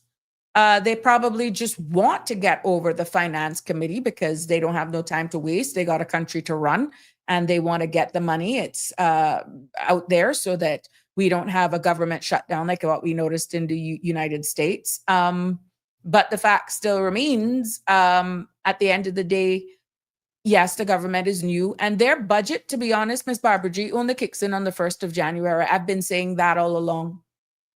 For all of the promises made during the campaign and all that sort of stuff, and now they're being elected, this is their budget. This is what delivering on what they promised as a government looks like. So they're now having to fund it. What this discussion was about is funding what they promised was in the delivery of the strategic policy statement that we saw, where the Minister of Finance, Minister Ralston Anglin, and I think the preparer spoke on it. But in detail now that you're getting down to the finance committee stage now, because they now come up with true numbers, is where I think the context, Ms. Barbara G, was being expected to hear. But maybe they're waiting to roll it out post-approval, which approval of the budget, that is. But like I said, unless somebody crosses party lines or government lines, this sitting administration in the government has the majority numbers anyway. So I can't see them not being able to pass their budget because they have the numbers anyway. You understand? So it wouldn't have taken away, maybe for expediency, why they didn't speak, as I think many were expecting. Maybe that's why they didn't do it. I don't know. I can't speak on their behalf. But silence in this case may save time to avoid political drama, because we see how theatrical things can be. We can see sometimes where there is some bit of mudslinging in the most diplomatic way, because they're protected by parliamentary privileges. But as eloquent and as professional as the Minister of Finance can actually throw some punches back, it is the House of Parliament. It's adversarial. But what he has in his advantage, or the government as a whole, and I keep repeating this for emphasis, they have the numbers. They have the numbers. So even though it may save time by not speaking or having everybody speak, it undermines the very principle, like I said, of democracy, that citizens deserve to hear in plain terms how their money will be spent. You got that in a general caption from the Minister of Finance, general oversight with even the strategic policy statement. But context really matters when you hear it now from the relevant ministers, that their chief officers and staff now will compile based on the policies that they're given, and they will go in detail with it, is pretty much what that is. So, yeah. So Thursday, what is going to happen is that they will debate. Well, not debate. They will go into this finance committee. It is a sharp observation, and you pretty much go into this committee meeting of the power of dynamics and the majority rules versus the expectations of democratic accountability. And I'm quite sure that the relationships that we have on both sides of the aisle, that if there's something that pops off, that we have not become such a divisive uh, country where you would have elected members can't pick up the phone and ask for clarity. That's not who we are. I know that that has happened, and it is what it is. So if there's, let's say, some numbers that are just not making sense, I'm quite sure that our leaders are that mature enough that they would be able to pick up the phone and call the relevant minister or the Minister of Finance, Mr. Anglin, and to ask pointed questions for just clarity. That just helps everybody, in my humble opinion. And on Thursday now, that will examine exactly what's put forward by each ministry. Then you'll have the question time where the opposition MPs can ask specific pointed questions along about ministries and their spending, and then the ministerial duties as well. You know, ministers in this case must respond to these questions, and that's where you will have the ministerial team, like the chief officer, the finance persons, that sort of stuff. Even if they avoid speeches during this general time, they will have the staff there in order to hopefully be able to answer the questions. Let's say they're pointed questions that are being asked or that requires data or information, specific numbers. They may say, I will answer that in writing. That's where you miss out, because there are times, unless they include it in a wrap-up speech, sometimes you forget what the question was posed, and you will never probably get that answer. So, yeah. So with the majority advantage of the sitting administration, the composition of this government right now, government control, it is, because this government holds the majority seats. So they can pass appropriation bill regardless of opposition objections. They can throw their balls in that playpen all they want. They can scream and shout, and they can go on the most because they have the numbers. The majority advantage is loud. And again, going back to the strategic silence with majority powers, ministers may actually feel less pressure to justify themselves because they know they got that relationship locked and nobody's going to sidetrack. Everybody's on the same page, and to justify themselves, knowing that votes are already secured and they have that buy-in of unity, that each one of them will not go outside. They're not swaying. They have put their differences aside and they're all one in the best interest of the people, Ms. Barbara, which brings stability to our country. It lessens instability. It sends a unified message to the world of our stability, our togetherness as a coalition government. It speaks that we can hold it together, and it shows mature way of running your country. So again, with this majority advantage, opposition can raise concerns. To be honest, nothing wrong with them raising concerns or making suggestions and all of that sort of stuff. But they cannot block the bill unless they sway public opinion strongly enough to pressure the government. That's pretty much it. So overall, there's a sense of, by far, gratitude. There's a sense of happiness when it comes to exactly how things are being ran right now. People are just wanting to get over this budget. And what you actually expect of them will play out in the next couple of days. And let's hope that we don't end up in a situation where which we can't unless somebody sways and go a different way, that we will have a clear cut finance committee stage meeting, goes back for the final reading and passed, and we all get on with our lives.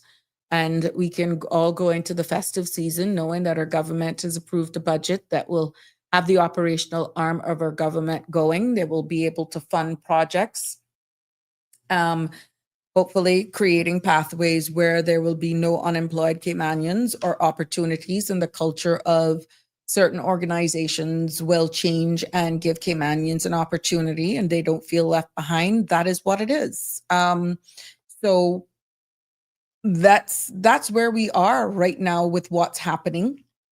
And efficiency is key. Publicity is also key in keeping the lines of communication open. And we can only expect good things from basically what was presented. And I'm quite sure that on other shows right here on the cmrtv.com platform, they will have an opportunity where you would dissect exactly what is being presented at some point. I feel that Sandra and I were speaking earlier on, and that they will actually address you at some point. But that is to be had anyhow, just moving forward. I think there's a lot, having gone through the two budgets, it's a lot at stake. It takes a lot of maturity. It takes a lot of vigor, stamina, and understanding that everything you ask for sometimes will not necessarily be able to be delivered immediately, but eventually it will be. And as long as persons can see value for money at the end of the day for what you're funding, to be able to deliver on the promise for your people, that will be key. So if you feel that you were expecting a little bit more debate, then that's something that you can have in a very private, candid conversation of your MPs. If you're fine with it, that's fine. The good thing is here, I'm just highlighting the events of today and just putting both sides on the table for you to understand. So the next episode of, or the next sitting, will be Finance Committee. And that is where hopefully that any concerns you may have had that could not be outlined there, will be asked in committee stage, in Finance Committee. Yeah, together we stand, divided we fall. This group seems to be united. Yeah, that's what I said, Miss Barbs. They seem to have it locked, and they're not going to be bullied or contrary to what is out there. That it doesn't help anybody, to be honest. It doesn't help us. It doesn't look good for us at all. So we want them to stick together. We want them to deliver, but we also want them to listen when the people is speaking as well. I think it is key that they remain central, and being able to engage and to ask simply. This is why we don't have a problem entertaining them here on these platforms, as they should on all platforms, be it themselves as your MPs, like how they find themselves out there campaigning. They should make themselves available to you when they're explaining. So I don't think anybody right now in their right mind would actually be wishing or hoping for their demise. That doesn't look good on us. And I can tell you this, I sure as heck not hoping for it. I hope they can keep it together. I'm praying that they will keep it together, so that we don't have to go through any foolishness. It is what it is.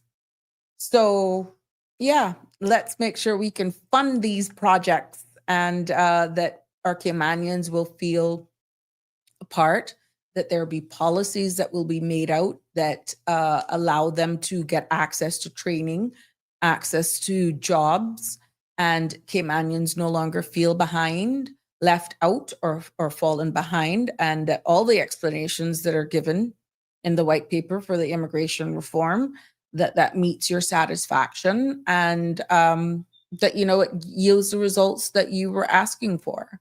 So there's a lot of things at stake. We're at a critical and a turning point, I feel, in the Cayman Islands at this time. And at the end of the day, it's going to take us, just how the government, as Ms. Barbara alluded to, this that they seem united, seems to be united. That's how we all have to be, every last one of us. It doesn't matter what party lines you're on right now, because if one fail, all fails. And hey, CE Banks, good evening to you, my love. How are you? I hope you're enjoying this weather. Late to class or late to commenting. But I hope you join in the conversation or just scroll back to see what we were talking about earlier. But yeah, I think that we're doing all of ourselves a disservice if it doesn't hold. And I just feel people just want to be a part of us growing as a community. People want to be respectful of a sustainable Cayman, sustainable in the fact where all views are respected, for those who have a care and compassion about our environment, that's going to weigh heavily on a route that's chosen for the road for the continuation of the east-west arterial continuation. I think that that is a huge factor of a delicate balance when you're looking at our environment and just having to build roads and infrastructure, keeping up with the infrastructure demands while being respectful to our environment. We're talking about climate change. We're seeing what Hurricane Melissa has done. We're seeing, oh my God, the devastation in the Philippines as well. We're seeing this Arctic blast right now that I'm grateful for. But they're seeing where historic records in the Sunshine State right now of Florida is, you're hearing it, that is linked to climate change. Hence the respect of honoring our Constitution, for respecting our environment for futures and generations to come. And they're equally should be respected around the table, no matter what comes afoot. So it's going to be very interesting for the trajectory of our Cayman Islands and where we go. And I'm hoping that this budget will be debated or questioned accordingly, and that you will get the answers that you're expecting. And I will tell you right now, between now and Thursday, if you have concerns, you have a right to reach out to your elected MP to ask the questions. You can send them a WhatsApp. I'm quite sure all of you will know how to get in contact with your representatives. WhatsApp them, text them, call them. Or if they have helpers, committee stage people that you have to go through layers and layers of people to get to them, that at some point you have a paper trail that you tried to get to them. They found you during the campaign. They have a right to answer you now. No. Good evening. How are you? Good evening, Miss Sabrina and Cayman. I'm doing good. I'm calling because I want to say a few things, but I'm going to say this before I start. I hope that everyone is enjoying this nice Christmas. I'm loving it. breezes I'm loving it. and little rain showers, and the waves are huge down here in Oh. West Bay, but they're beautiful to look at from a distance. Yeah. So You shouldn't be bitten by and the- mosquitoes with all this wind. no, it's none of those. But this, I hope this is bringing back a lot of memories, just like Yeah. it does for me when Yeah, it happens. it of did. being I a spoke child about it growing up. earlier. I spoke about it earlier. Yeah, Yeah. it's very Caymanian. Yeah. Let's say that. Yes. But I want to touch on what happened in the house today a little, and I want to say a few I'm getting things. allergy. I'm not going to be I'm not out of order or anything. I'm going to say what I see, how things look. Yes. I always, wherever I start the sitting of the House of Parliament, I watch it and then I go back and I rewatch it. That's how I do it. I caught it when Mr. Anglin was saying, giving his address, and I sat and I listened and I said, what kind of madness is PPM coming up here with now? Because this is how I see things, okay? We had, and I'm not afraid to tell anyone, I have voted for PPM before. I voted for other people before, and we all have, because we as Caymanians, and a lot of people don't like to speak what they should as a Caymanian, and I keep telling people that would listen, that you have a voice, and your voice is your biggest asset to you as a human being, and you have a voice with your vote, whether you vote or you don't want to, whether you want to see change now or you want to see change before it happens. You have a choice whether you vote. But like you rightly said, they knew you then during election, and they have to know you now, because people must always remember 4 years was along very quickly if you're still around. And I think the the bar has been set high this time because the people spoke. And I keep saying that those of us who chose to exercise our democratic right to vote voted in this election. Those who didn't, because they had their reasons too. And there is no right and there is no wrong, because we all are voters. You just We have to respect your choice. Yes, yes. And just like we respect one another as individuals, we have to respect one another's opinions as voters. And we have far too long allowed parties and the will of some, that I always say the last two governments didn't make it because there were too many chiefs, and no pilot Indians wanted to fall in, or there were other forces at play that wanted to do what they wanted to do because they wanted to be where they wanted to be. And it goes all about prestige and this and that. But I keep telling people, when you leave this earth, technically.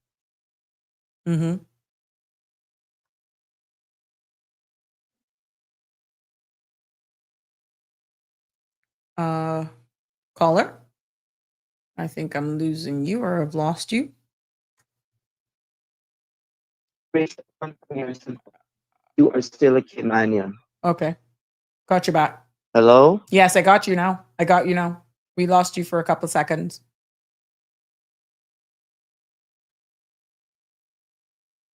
Hello, caller?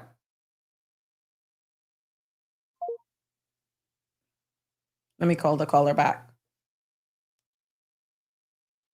It's like the internet was buffering. Hello, caller? Hello. Yes, that's Flo with its poor service. She ain't flowing. We say? No, she's not flowing. She's following lime always, and they weren't very good. Go ahead, my Don't love. worry, this one gets sorted out. No, so I'm saying we have to leave something, but I'm going to say this.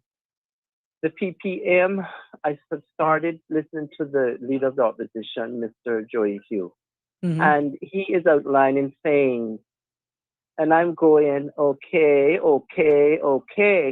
But how long have you been in government? How long has your party been in power? Why didn't you address some of the people's concerns from way back when? Because you got in from 2013. Now, come on here. And you're wanting the now government that is for the people, because the people spoke and the people said enough bickering, enough of this madness. We are going down a road that there'll be nothing left in 10 years if we do not stop something and put in place things. No one is perfect in this country, but Caymanians, and I keep telling my Caymanians, you have a voice, use it. Speak what you need to say. Stop hiding behind the doors. You are from here, and that passport that everyone else is fighting to stay here to get, they're going to fight to get it. And here we are. We're down here not wanting to open our mouths. No. So everything that the PPM is now asking for, I'm going to ask that same question like it was asked in the government chat on the live broadcast of Parliament today. Why didn't the PPM do some of these things? I mean, and then you want to come to this now government because the people have initiated their voices before the elections and said, you have to change. We need change, and we need it so that we are able to live, work, and enjoy the same spoils of these three islands that we all Caymanians love. And it's not right for companies to come here and set up and don't want to employ Caymanians. We are no longer going to, people, Caymanians have to say, we are no longer going to put up with this madness about we stupid, we dumb. I had a white man down the road the other day call me, the same man that is causing problems down on a piece of property Mr. Dart owns, making his dogs who come pick it up. And I spoke to the man again. And the man called me stupid. And I'm like, we don't need these type of idiots here in our country. We need to sometimes open our mouth and say, you have come and found us here. This is home to us. And you need to learn to respect people. But I keep going back to all of this. If our education system is broken, if our justice system is broken, if our families are broken with single mothers and single fathers and children growing up, we have to try to help, because it starts from when the children are young. And they have to have that balance in their lives. Or we're just throwing money down. We're sending children to school to do what? We're building palaces of these schools for what? When, Mr. Anglin said it, and it hit me like, oh my gosh. He said, there were all of these, he inherited the minister, and he said all of these. He went to the graduation of the high school, and he said, people are getting honored, but they're not Caymanians. They're foreigners. Why aren't we honoring our people? Why aren't we pushing education? I had a few Caymanian teachers, and let me tell you, along with the rest of my teachers from the Caribbean and the UK and Northern Ireland, I had good teachers all through primary school, middle school, high school, all up to my graduation. It's not, teachers are the most important role along with parents, because they spend the most time with our children. And, we have to make sure our children get the proper education. But I keep saying, where has the PPM been in all of these years that they refuse to address the voices of the voters, the people, and address the voices of the voters that say, hey, man, was broken 25 years ago. We should have started this. You want this government that is for the people, but people are hurting. Yes, we know people are hurting, but you can't go take revenue from something just because you want stamp duty or oil pipes off of the oil that is coming in on CUC, take it off of that. Who's that helping? Then we don't have, it's right. It doesn't take an accountant to solve this, Ms. Sabrina or Cayman. Listen to me tonight. If we take the fuel surcharge off of the diesel and the gasoline, where is that money going to come from? Where? Are there submarines washing up here right now in this weather? Because let us all know, we would love to collect some money from us. We have money trees, but they do not grow money. Common sense is what grows money. And it was rightly said again by the finance minister. Too busy, the governments of the past were too busy worrying about what? Bank balances and bank accounts. Who worry about the common Caymanian, the one that is hurting, the one that needs the help, because there are many of us. But we tend to forget that we are the voice. And I'm finally happy to say there is 11 members of parliament that have come together. I don't know how the PPM thought they were 7 and they could get the government. You would never have gotten a government for the people. Because what? We're almost 93,000 already. We're not far off of 100,000 that they wanted, right? So, I mean, when is the bar going to be saying enough is enough? So the Caymanian voters said enough was enough. I'm going to say this loud and clear tonight to all of 19 members of parliament. The 11 of the government, those who voted for you, those who did not vote for you, those who wanted change right now, and those who wanted to see the change first. We are the voters of this country. We have the say, we are the voice. And if the people of this country cannot live here, work here, and enjoy the spoils of every foreigner, whether they come to live amongst us or visit here, and respect Caymanians, our culture, our heritage, and our history. Everything above ground and everything below that surrounds the Caribbean Sea with our territorial waters. If you fail and you can't even do that for us, then I'm sorry, you have no place in my home, because I have been told many times before by persons who think that they are so privileged. You're not privileged in any way. We hold the privilege as the people of this country and these islands called Caymanians. We get to say now who we want to come here. We don't want no riffraff this and ding this, and we don't want to hear all this foolishness no more. Because let me make this loud and clear to anyone who comes to visit these shores of the Cayman Islands. I welcome you, but if you come with your disrespect, you're going to hear from me. You can go back where you come from, because we don't need that. We don't need that mentality here. What we need is those of you that are here, realize you were given the gift of a lifetime to come and live and work amongst us. It is the gift of a lifetime. I said this to a visitor a couple of days ago. Name one country that what has been done here in the Cayman Islands. Name one country in one little dot on the map of this world map that has emulated what has been done in the Cayman Islands. No one can do it or say they have done it. So we are a gem to be protected for what is left, because we are what makes Cayman special. We, the Caymanians, and we need to pass on our history. We need to pass it on and keep learning it. Yes, I'm happy to see it's going to come back into the schools, because it should have never been taken. You know, but as for the PPM to come and want this high road about everything they want must be fixed in this time, let me say, PPM, listen, you and the government, the National Coalition for Caymanians, I applaud all 11 of you. But I will say this to all of you. You know the people are watching, and we want some genuine changes to this country. And it might be hard for some to accept, but rightfully so. This is home, sweet home, beloved Cayman, beloved Cayman Islands. And I keep telling everyone,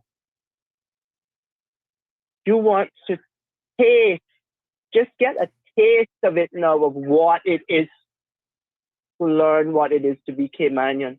Step on one of those beautiful little 9 aircraft we have on the tarmac of Owen Roberts International Airport that come home here every night. And I'm going to end with this. God help the people of Jamaica, because the world has to help Jamaica rebuild, because it is beyond their capacity, okay? It could have been us. But you know what I am thankful for? All 9 of those little turtles on the tails or on the front of those aircraft now that sit there, standing, smiling. He's smiling at his third turtle.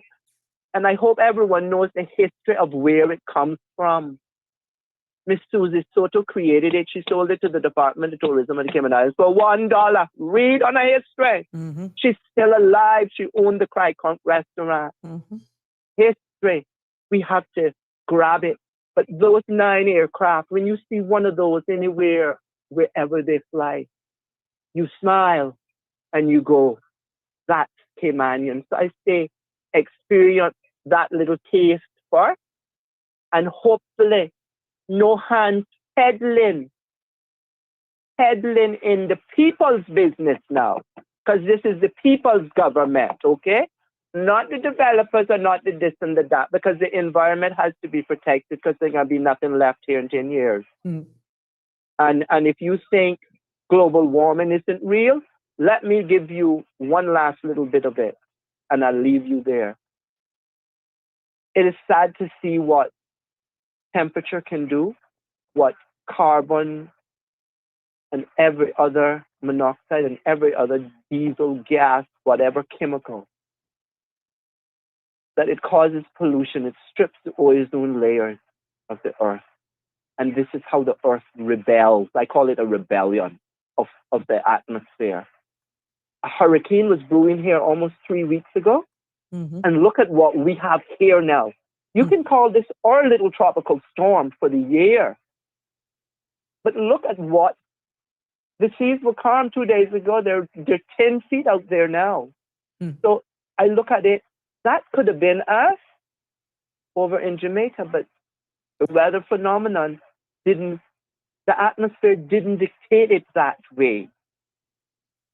So we should be grateful here tonight as Caymanians that we have what we have, and that we finally seem to have a set of Caymanians that genuinely, from what I have been hearing, have put their differences aside and said the will of the people has to be started at some point and some time. Because if we don't, we're not going to be here. And we are going to make some angry at us. And some might very well leave and don't want to come back. But like I keep telling every Caymanian, this is home to us. This is home no matter where we are. I have a friend, and I'll tell you how far.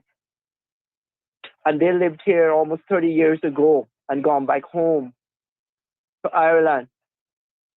And they go walking in the morning time for exercise.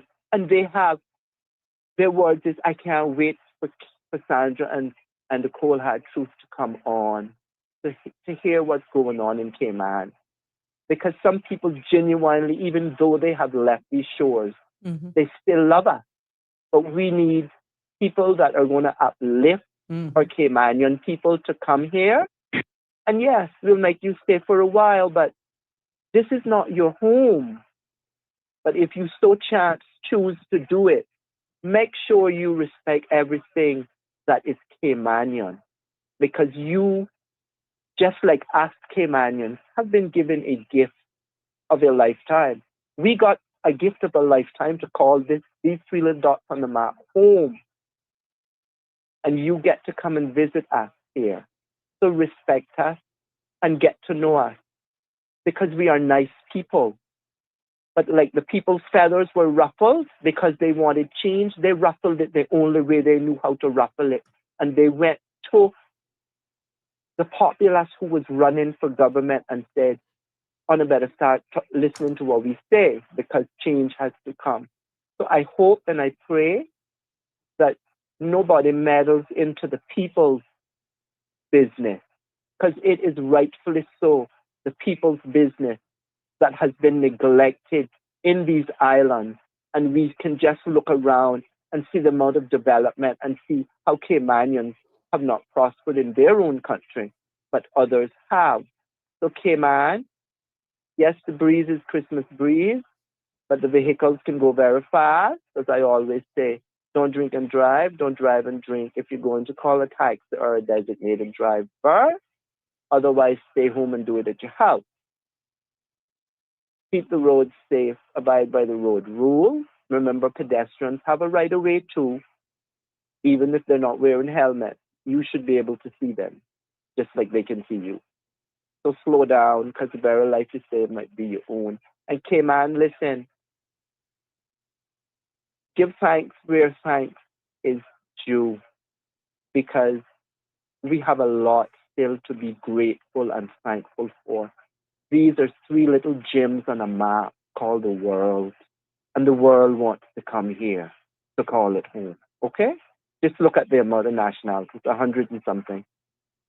And there you have that for the night. So CPM, leave the government alone, ask your questions to the government, do the will of the people. We don't expect everything working no magic wand, because I tell anyone, if they can get out there and part that Caribbean Sea like Moses did when it was commanded and it was done by Jesus, then there you go.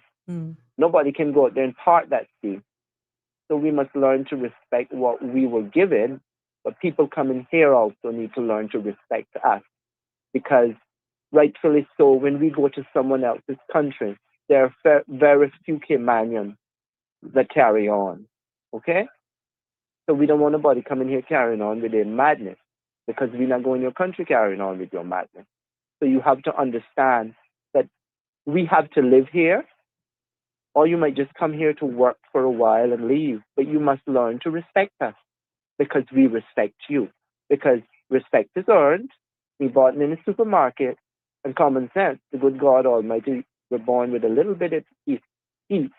We need to learn to put it to good use. So good night, Cayman. I hope that people will watch and learn how your government works, because it's an amazing sight to see. And another thing is, I'm glad to happy to see there ain't no arguing and no bickering.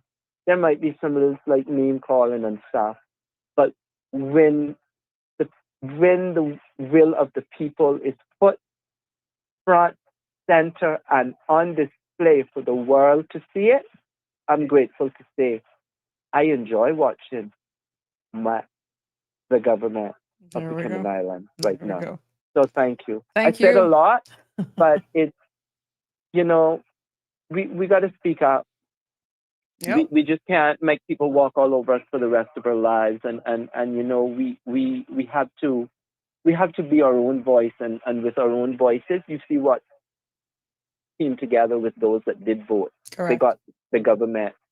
We're praying for the people. Yep. So thank you and good night. Thank you. Good night. Have a good evening. I'll send you a video and a couple of pictures of the sea bike here in Barker. Beautiful. Yeah, the 8 to 10 foot waves. But have a good night. Thank good night, you. Cayman. Likewise. You're welcome. Thanks. Bye, Miss Sabrina. Sure. Bye. There we go. So we want to thank that caller for their contribution this evening. That has taken us a little into overtime. But Miss Barbara had a question here, and I think people will understand why. To many of you, you may think it's boring, but that is why I just thought it was good to break down exactly what I started. And for those of you who are just joining us, this was an open mic segment today, but I had to find content in order to pretty much deliver to you. And this is why I thought it was important for me to actually bring and deliver how it works. Even though for some of you, it may seem repetitive, it just makes sense. And when you hear callers like the last caller that make those type of statements, that if you understand what you're watching, what you're hearing, it makes what is playing out on the floor of Parliament make sense. But you have to invest in yourself.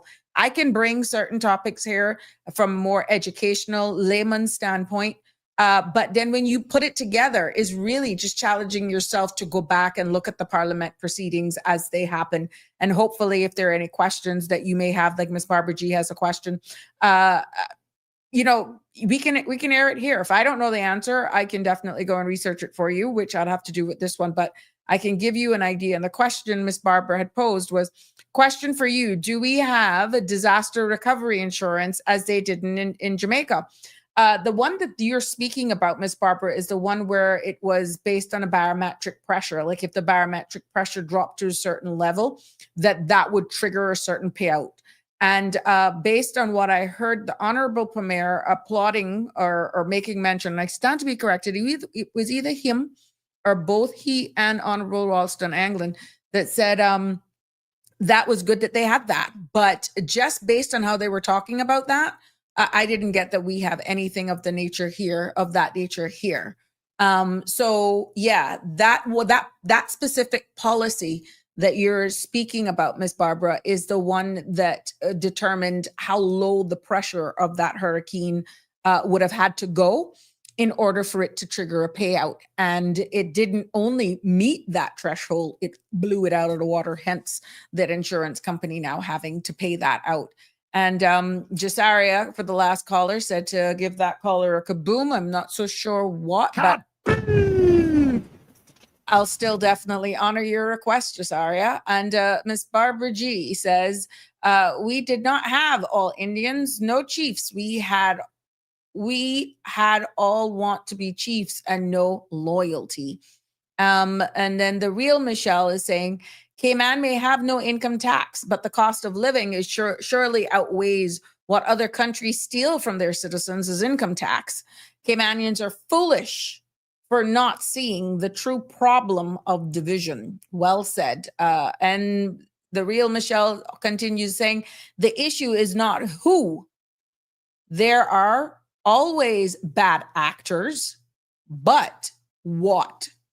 And the what is money over people. Until that changes, nothing changes.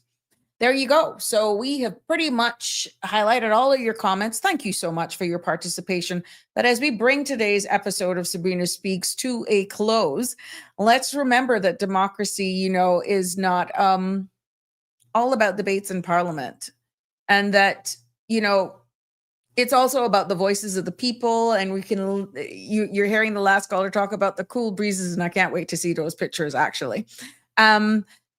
The voices of the people carry on with these cool northwester breezes that we're actually feeling, that reminds us of the season of change and renewal. Yes, just as those breezes refresh our islands, so too can open dialogue and accountability refresh our democracy.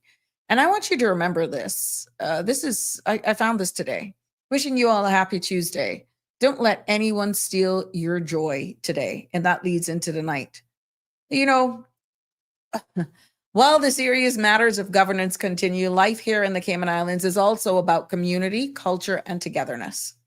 And that's why we look forward to the District Day celebrations that I encourage you all to make sure you go out and you support. Because moments where we gather, not as government or opposition, but as one people sharing food, music, and stories under the same sky. Yes. So, ladies and gentlemen, family and friends of Sabrina Speaks, let us carry hope with us. Hope that our leaders will listen. Hope that our environment will be protected. And hope that our communities will thrive. Because with the northwester winds at our backs and the joy of the district days ahead, Cayman's future can be both prosperous and sustainable. This has been another episode of Sabrina Speaks. It has been my pleasure being here with you on this beautiful Thursday, cool Tuesday evening, right here on CMRTV.com. Until tomorrow, have a safe and fabulous Tuesday evening. God bless. Love you lots. Until tomorrow. That's a wrap for today's edition of Sabrina Speaks. Thank you for tuning in and for being part of the conversation. Remember, the dialogue doesn't stop here. Stay engaged, stay informed, and most importantly, stay empowered. We'll be back tomorrow at 5 p.m., same time, same place, right here on CMR TV and radio, where your voice matters and your truth is heard. Until then, Cayman, take care of yourself and each other. That's it for today's edition of Sabrina Speaks, where your voice matters, your story counts, and your truth is always welcome. Join us weekdays from 5 until 6:30 p.m. right here on CMR TV as we dive into the topics that matter most to you. Catch the show live or on demand at cmrtv.com. And don't forget to follow us on Facebook, YouTube, and Instagram so you never miss a moment. Until next time, stay informed, stay engaged, and always speak your truth.